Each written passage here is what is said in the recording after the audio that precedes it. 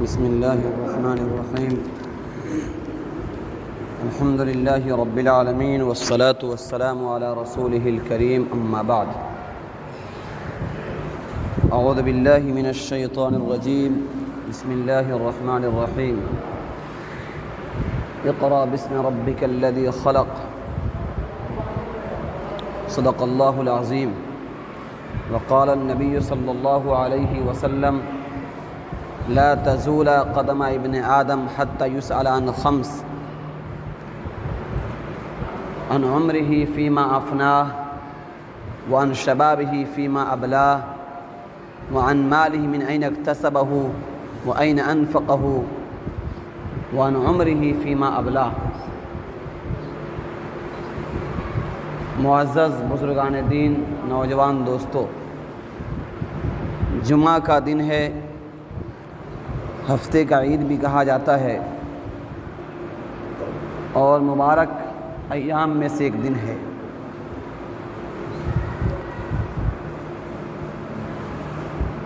لیکن افسوس یہ ہے، یہ بازار کی مسجد ہے، اور مسئلہ یہ ہے کہ جمعہ کی جب اذان ہو جائے تو اس کے بعد ہر طرح کا خرید و فروخت اور دنیاوی کوئی بھی کام ناجائز ہو جاتا ہے۔ جائز ہونے کے باوجود تجارت کرنا جائز ہے، لین دین کرنا جائز ہے، اپنے گھر میں کام کرنا جائز ہے، بلکہ ایک درجے میں واجب بھی ہے، کسی درجے میں فرض بھی ہے کمانا۔ لیکن جب جمعہ کے نماز کی اذان دے دی جائے تو اس کے بعد ہر طرح کا کام، ہر طرح کا خرید و فروخت بند کرنا واجب ہے۔ کوئی کام جائز نہیں ہے سوائے جمعہ کے تیاری کی۔ افسوس یہ ہے کہ ہم مسلمان ہیں اور جناب نبی اکرم صلی اللہ علیہ وسلم کے امتی ہونے کا دم بھرتے ہیں، عشق نبی کے لمبے لمبے دعوے کرتے ہیں، اور ہماری حالت یہ ہے کہ قرآن مقدس کے حکم کے خلاف ہم عمل کر رہے ہیں، احادیث مبارکہ کے خلاف ہم عمل کر رہے ہیں۔ سورہ جمعہ کے اندر اللہ تعالیٰ نے صاف فرما دیا: اذا نودی للصلاۃ من یوم الجمعۃ فاسعوا الی ذکر اللہ، کہ جب جمعہ کے نماز کی اذان دے دی جائے تو دوڑ پڑو اللہ کے ذکر یعنی نماز کے لیے۔ اس آیت کریمہ سے علماء اکرام نے، مفسرین نے صاف لکھا ہے کہ ہر طرح کا کام بالکل بند کر دینا واجب ہے۔ اب ہم یہ سمجھ رہے ہیں کہ 1 گھنٹہ لگتا ہے، 12:30 میں جانا ہے، 1:15 تک واپسی ہوگی، پون گھنٹہ 1 گھنٹہ ختم ہو جائے گا، ایک آدھ 2 گراہک چلا آیا تو ہمارا نفع لاس ہو جائے گا۔ تو گویا ہمارے مزاج میں یہ ہے کہ میں محنت کرتا ہوں تو مجھے نفع ملتا ہے، میں کماتا ہوں تو مجھے نفع ملتا ہے، حالانکہ ایسا نہیں ہے۔ یہ یقینی بات ہے کہ کام ہمیں کرنا ہے، لیکن نفع اور نقصان اللہ تعالیٰ دینے والے ہیں۔ ہو سکتا ہے کہ آپ 1 گھنٹہ بیٹھے رہے، گراہک بھی آپ کا نہ آئے، اور آپ اللہ کے حکم کو پورا کر کے یہاں سے جائیں، اور اللہ تعالیٰ آپ کو 10 منٹ میں اس سے زیادہ گراہک دے دے، کیونکہ اللہ تعالیٰ ہی بھیجتے ہیں، اللہ تعالیٰ ہی روزی دیتے ہیں۔ حضرت مفتی محمد شفیع صاحب، مفتی اعظم پاکستان، بلکہ مفتی اعظم دارالعلوم دیوبند، پہلے دیوبند میں رہے، بعد میں انہوں نے ہجرت کی، جب ملک تقسیم ہوا تو مفتی محمد شفیع صاحب رحمۃ اللہ علیہ نے ایک واقعہ لکھا ہے کہ رزق اللہ تعالیٰ کیسے دیتے ہیں، اور جس کے مقدر میں جو روزی لکھ دی گئی ہے اس کو کیسے ملتی ہے، اس کو سمجھاتے ہوئے لکھتے ہیں کہ ایک مرتبہ کہیں سے گزر ہوا تو بہت تیز بارش ہو رہی تھی، بہت تیز بارش، پورے روڈ پر پانی بھرے ہوئے تھے، سب لوگ اپنے گھروں میں چھپے ہوئے تھے۔ میں دیکھا ایک آدمی دکان کھولے بیٹھا ہے، اور دکان بھی کس چیز کی؟ کتاب کی۔ حضرت کہتے ہیں، حضرت خود کا ان کا واقعہ، کسی کا واقعہ بیان کرتے ہیں کہ ان سے پوچھا گیا دکان والے سے، بھائی اس قدر تیز بارش ہے کہ اس میں کوئی راشن لینے نہیں آئے، دوا بھی لینا ہو تو تھوڑا انتظار کر کے آئے، کتاب کون خریدے گا؟ آپ کو کیا مصیبت ہو گئی کھول کے بیٹھ گئے اس کو؟ اس شخص نے جواب دیا، میرا کام دکان کھولنا ہے، میرا کام دکان کھولنا ہے۔ جب اللہ کے نبی نے حکم دے دیا دکان کھولنا ہے، اللہ نے حکم دے دیا روزی کمانے کا، دکان کھولنا ہے، بزنس تجارت کرنی ہے، روزی اللہ تعالیٰ دیں گے۔ صاحب واقعہ فرما رہے ہیں کہ یہ بات ہو ہی رہی تھی کہ اچانک ایک آدمی آیا اور اس قدر کتابوں کا آرڈر دیا کہ پورے دن میں ان کی اتنی کتاب نہیں بکتی۔ حضرت لکھتے ہیں کہ اس وقت سمجھ میں آیا کہ اللہ روزی کیسے دیتے ہیں۔ تو ہمارے دماغ میں جو مائنڈ سیٹ ہے نا کہ ہم دکان کھولیں گے تو ہم کما لیں گے، یہ انتہائی درجے کی بیوقوفی ہے۔ وَمَا مِن كُلِّ دَابَّةٍ فِي الْأَرْضِ إِلَّا عَلَى اللَّهِ رِزْقُهَا، اللہ نے اعلان کر دیا روئے زمین پر جتنے چوپائے ہیں ان سب کے روزی کی ذمہ داری میرے ذمہ ہے، میں دوں گا۔ پھر سورہ جمعہ کے اندر ہی لاسٹ میں فرما رہے ہیں کہ اِذَا قُضِيَتِ الصَّلَاةُ فَانتَشِرُوا فِي الْأَرْضِ وَابْتَغُوا مِن فَضْلِ اللَّهِ، کہ جب نماز ہو جائے، جمعہ کی نماز کی اذان ہو تو فوراً دکان بند کرو، کاروبار بند کرو، مسجد آ جاؤ، اور جو ہی نماز ختم ہو تو دوڑ پڑو اللہ کے فضل کے تلاش میں۔ یہاں فضل سے مراد رزق حلال ہے، مال کمانا ہے، مال کو اللہ نے فضل قرار دیا ہے۔ تو گویا کہ ایسا نہیں ہے کہ اللہ نے کہا دیا پورے دن بند رکھو، لیکن جس ٹائم حکم جس چیز کا مل جائے اس کو پورا کر دینا ہے۔ یہی کمال بندگی ہے، یہی کمال اطاعت ہے۔ آپ لوگ نام سنے ہوں گے ایاز کا، محمود اور ایاز کا نام سنے نا؟ بھائی ایک ہی صف میں کھڑے ہو گئے محمود و ایاز، نہ کوئی بندہ رہا نہ بندہ نواز۔ محمود بہت بڑے بادشاہ گزرے ہیں اور ایاز ان کا وزیر تھا۔ تو ایاز کا واقعہ لکھا ہے، یا کسی اور وزیر یا کسی اور بادشاہ کا واقعہ لکھا ہے کہ کسی بادشاہ نے اپنے وزیر سے کہا،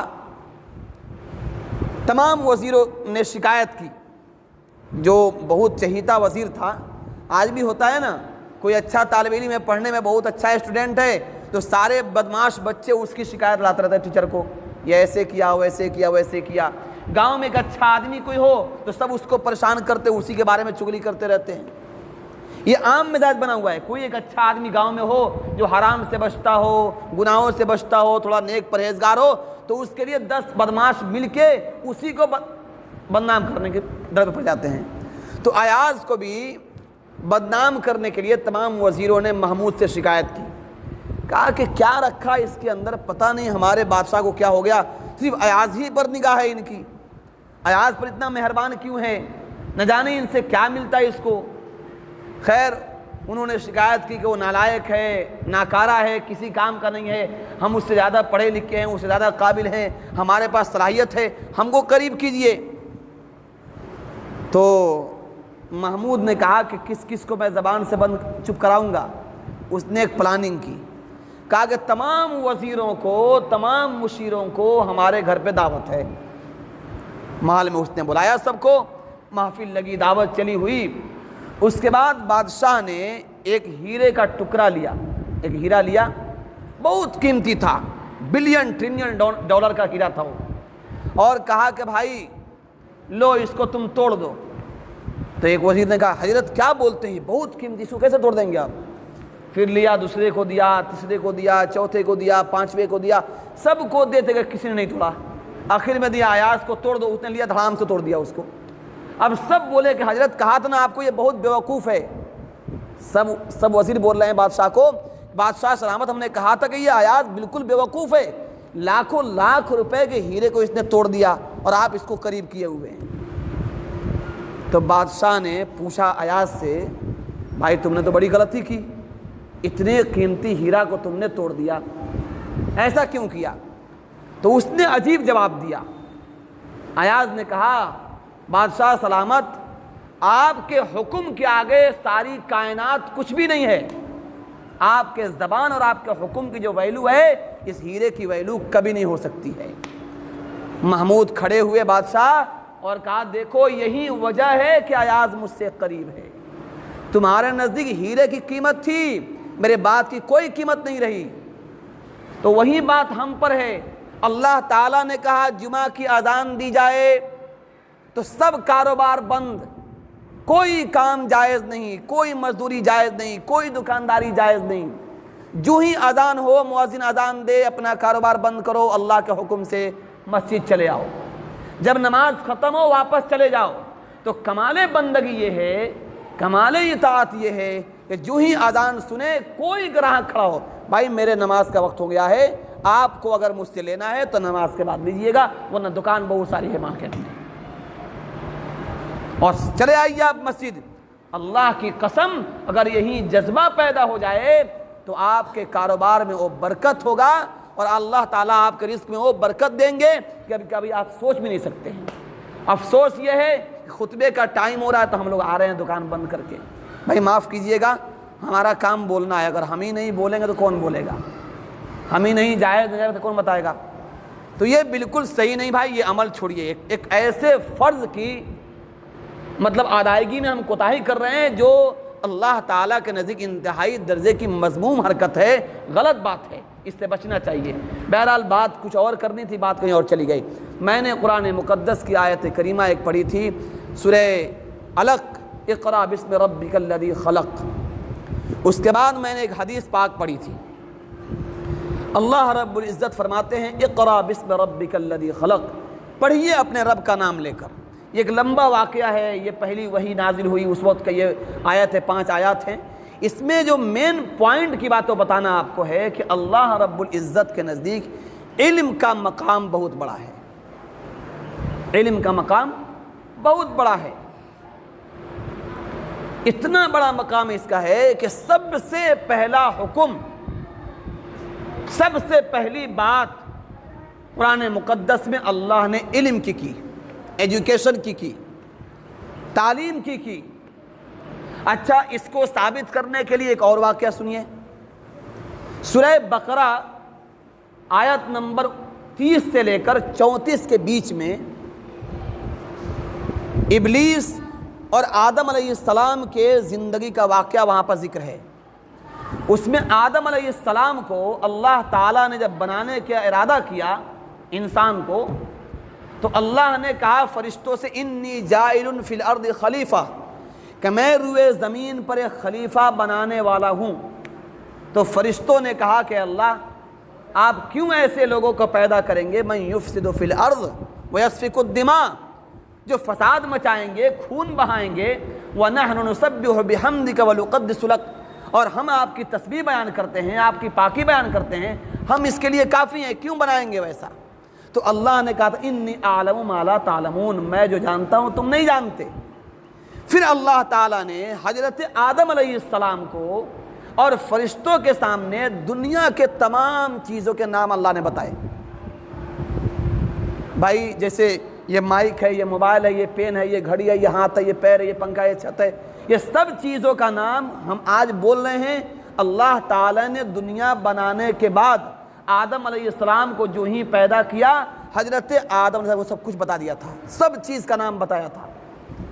فرشتے بھی سنیں تو اللہ تعالیٰ نے کہا کہ فرشتوں ان تمام چیزوں کا نام بتاؤ جو ہم نے بتایا ہے۔ اب فرشتوں نے کہا ہمیں تو معلوم نہیں ہے۔ حضرت آدم سے کہا تم بتاؤ، وہ فٹافٹ بتا دیے۔ تو اللہ نے کہا کہ دیکھو میں نے کہا تھا کہ میں جو جانتا ہوں تم نہیں جانتے، تم اس قابل نہیں ہو کہ تم کو یہ شرف بخشا جائے کہ تم میرا خلیفہ بنو۔ انسان کو اللہ نے علم دے کر تمام فرشتوں پر افضل بنا دیا۔ حضرت آدم علیہ السلام کو علم دے کر یہ فوقیت ثابت کر دی۔ میرے بھائیوں، علم وہ چیز ہے، آج مسلمانوں میں علم سے اس قدر دوری ہے کہ اللہ معاف کرے۔ ہمارے 7 سال 8 سال 10 سال کے بچے کام کر رہے ہیں، 15 سال کے بچے دلی کے کارخانوں میں اور نہ جانے کہاں کہاں جا کے کام کر رہے ہیں، نہ ان کے پاس علم ہے نہ تربیت ہے، وہ انسان بھی نہیں بنے۔ وہ اچھا انسان بھی اگر بن گئے ہوتے تو اپنے معاشرے کے لیے کچھ کارآمد ہوتے۔ اور کچھ لوگ اگر پڑھا بھی رہے ہیں تو ایسی انگلش میڈیم اسکول کا ایسا بھوت سوار ہے جیسے معلوم نہ کون سا بڑا تیر مار دیں گے، وہیں بیٹا جوان ہوگا، آپ بوڑھے ہوں گے، ہم بوڑھے ہوں گے، مر جائیں گے تو بیٹا چپل اور جوتا کی حفاظت کرے گا، جنازہ نہیں پڑے گا آپ کا۔ اسی انڈیا کا واقعہ ہے، سنیے، اسی ہندوستان میں ایک واقعہ پیش آیا۔ ایک باپ نے اپنے بیٹے کو بہت پڑھایا، بہت بڑا آدمی بنا، امریکہ چلا گیا، بہت دولت کمائی، اس کو معلوم چلا باپ ڈیتھ کر گئے، انتقال ہوا باپ کا، امریکہ سے آیا باپ کے ملنے دیکھنے کے لیے، سارے لوگ صف لگا لیے، بڑے آدمی تھے گاؤں کے، لاکھوں لاکھ لوگ مجمع میں ہیں، نماز پڑھ رہے ہیں جنازے کی، وہ باہر ہاتھ باندھے کھڑا ہے کہیں پہ کونے پہ۔ کسی نے پوچھا کہ بھائی آپ کون ہیں، کوئی دشمنی تھی ان سے کیا؟ آپ مسلمان ہیں؟ نے کہا مسلمان ہوں۔ کہا یہ کوئی دشمن آپ کے ہیں؟ سب جنازہ پڑا، باہر کھڑے تھے، کیوں؟ کہا سنا انڈیا میں جوتا بہت چوری ہوتا ہے، انڈیا میں جوتا بہت چوری ہوتا ہے۔ یہ کتاب میں لکھی ہوئی بات ہے، یہ ہوائی بات نہیں ہے۔ جیسی تربیت کریں گے ویسے ہی اولاد سے آپ کو امید رکھنی ہے۔ تو آپ اپنے بچوں کو اکنومیکل ریس کا گھوڑا بنا دیں گے تو دولت کو ہی سب کچھ سمجھ جائے گا، تو پھر بچہ آپ کے جنازے اور نماز سے کوئی مطلب نہیں اس کا۔ اس کو پڑھائیے دنیا اس کو، لیکن انسان بنائیے، باپ ماں کے حقوق سکھائیے، اللہ رسول کے قدر بتائیے اس کو کہ کون ہے اللہ کے نبی، کون اللہ ہے، باپ ماں کے قدر کیا ہے، اس کو یہ سب سمجھائیے اس کو، تاکہ وہ بچہ آپ کے تربیت کے مطابق آپ کے سامنے سرنگو ہو سکے۔ یہ تو دور کی بات ہے، ہم میں سے جتنے لوگ بیٹھے ہیں اس میں سے 90%، اگر 100 آدمی ہیں تو 90 آدمی کو جنازے کی دعا یاد نہیں ہے۔ یہ حقیقت ہے، اگر کہیں تو میں دو کو کھڑا کرتا ہوں اس میں سے کسی کو، لیکن مناسب نہیں ہے، انسلٹ ہو جائے گا۔ لیکن حقیقت یہی ہے کہ ہم میں سے اگر 100 ہیں تو 90 آدمی کو جنازے کی دعا یاد نہیں ہے۔ اپنے باپ کے جنازے میں کھڑے ہوتے ہیں اور پتہ نہیں ہمیں کیا پڑھنا ہے، اپنے باپ کو بخشوانے کے لیے دوسرے کے محتاج ہیں، کسی مولوی صاحب کو لائیں گے، کسی حافظ صاحب کو لائیں گے، اس سے بخشش ہو جائے گی؟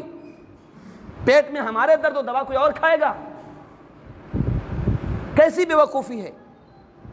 میرے بھائیوں اس چیز کو سمجھیے، ہمیں مرنا ہے، ہم میں اور عام اور لوگوں میں فرق ہے۔ ہم نے اللہ کے نبی پر ایمان لایا ہے، ہمیں جنت و جہنم کے بارے میں بتایا گیا ہے، اس کے لیے بھی تیاری ہونی چاہیے، اس کو بھی سیکھنا چاہیے۔ یہ سب چیزیں جاننے کی ہے، پڑھنے کی ہے، سیکھنے کی ہے۔ نماز جو سب سے اہم عبادت ہے، قرۃ عینی فی الصلاۃ نبی نے کہا، اس نماز کے بارے میں ہمیں علم نہیں ہے کہ تکبیریں۔ ہم نے ایک آدمی کو دیکھا، عمر 70 سال ہے، حاجی صاحب ہیں، میں خود کان سے سنا، اپنے گاؤں کی بات بول رہا ہوں، نام نہیں بولوں گا، 70 سال سے اوپر عمر ہے۔ وہ کیا کرتے ہیں؟ اللہ اکبر بولنے کے بعد پھر بولتے یا اللہ میں نیت کرتا ہوں 4 رکعت نماز ظہر کی واسطے اللہ تعالیٰ کی۔ آپ سوچئے نماز ہوگی ان کی؟ بھائی نماز ہوگی ان کی؟ نماز ہی نہیں ہوگی ان کی۔ وہ 70 سال کے ہو چکے ہیں، یہی نماز پڑھتے آ رہے ہیں، حاجی صاحب ہیں۔ بھائی سیکھنے کی چیز ہے، پریکٹیکل بول رہا ہوں میں، خود کان سے میں سنا ہوں کہ پہلے اللہ اکبر بول کے نیت باندھ لیتے ہیں، پھر بولتے ہیں نویت ان اصلی 4 رکعات، عربی میں بولتے ہیں، کبھی اردو میں بولتے ہیں، اللہ میں 4 رکعت کی نیت باندھ رہا ہوں۔ اب کون سی نیت باندھ رہے ہیں آپ؟ میرے بھائیوں یہ سب چیزیں سیکھیے، جانیے۔ آپ مسلمان ہیں، ہم مسلمان ہیں، ہماری کچھ ذمہ داریاں اللہ نے دی ہے، ان ذمہ داریوں کو سمجھیے، تعلیم کو عام کیجیے، اپنے بچوں کو دنیاوی تعلیم کے ساتھ اتنا دینی تعلیم دیجیے کہ آپ کون ہیں، آپ کا اس بچے پر کیا حق ہے، اتنا وہ بچہ سمجھ جائے، اللہ کون ہے، رسول کون ہے، اس کو سمجھ جائے۔ وقت ہو گیا نا؟ اللہ تعالی ہم سب کو عمل کی توفیق عطا فرمائے۔ ایک حدیث پڑھے تھے، اب اس پر 5 باتیں اور بہت لمبی ہو جائے گی، اس لیے انشاءاللہ کسی اور ہفتے اللہ تعالی ہم سب کو عمل کی توفیق عطا فرمائے۔ سنا باقی پڑھ لیں، ٹائم دے دیں اس میں یہاں پہ۔